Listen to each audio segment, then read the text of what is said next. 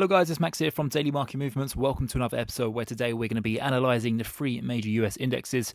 Starting off here with the S&P 500, currently find ourselves trading at 5,240. Again, although we are down 0.14 percentage points, there hasn't been much technical damage done here. And I actually had a comment on my YouTube video from last week, and someone said every day you just keep saying the same thing, and that's because we continue to trade within an uptrend. I don't want to come out and lie and say, oh my god, because we're trading in the red today, this looks like we're going to go and target the 50-day EMA, because it doesn't. Providing that we continue to trade within this uptrend, then the trend is your friend until it's the end, and there's no sign of it being the end as of yet. It wouldn't be until we see a break below 5,200 that I would start to get worried.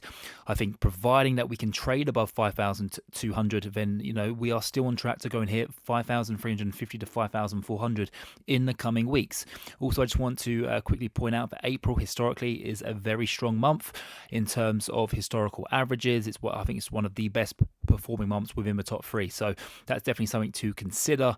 And as well as that, in a pre-election year, when the previous year we saw a larger gain in the S&P 500 of 10%, April tends to be a turning point when the market tends to actually trade significantly higher.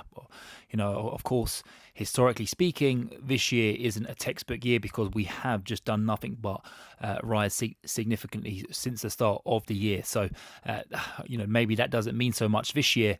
But yeah, April historically is a very strong month for stock returns. So that's what I'm kind of keeping a very close eye on.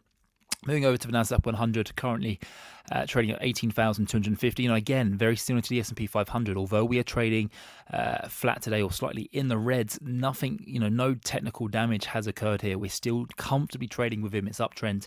And with that being the case, I still believe that we could potentially go up towards 18,800 to 19,000 in the coming days and weeks ahead. And then finally, moving over to the DowJones30, Dow Jones trading down 0.6 of a percentage point. 39,500, very similar to the S&P 500 and the Nasdaq. There has been no technical damage done here.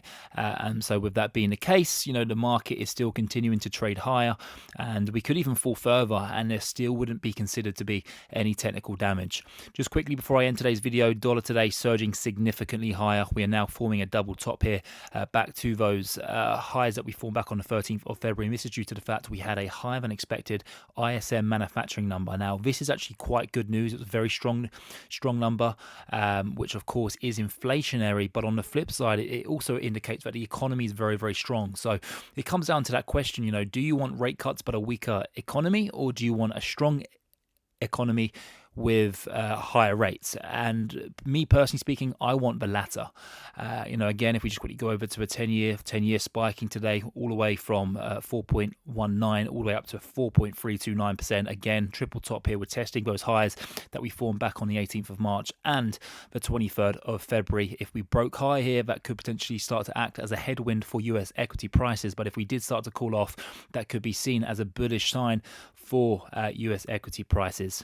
That's going to wrap it up for today's video, guys. Don't forget, if any of you would like to join my Signal team and receive my daily market research, then make sure you visit my website, dailymarketmovements.com. The website link is in the description of today's video. And then once on my website, if you just scroll down ever so slightly, you can subscribe by clicking on the monthly subscription button here. Thank you very much, and I'll see you all tomorrow.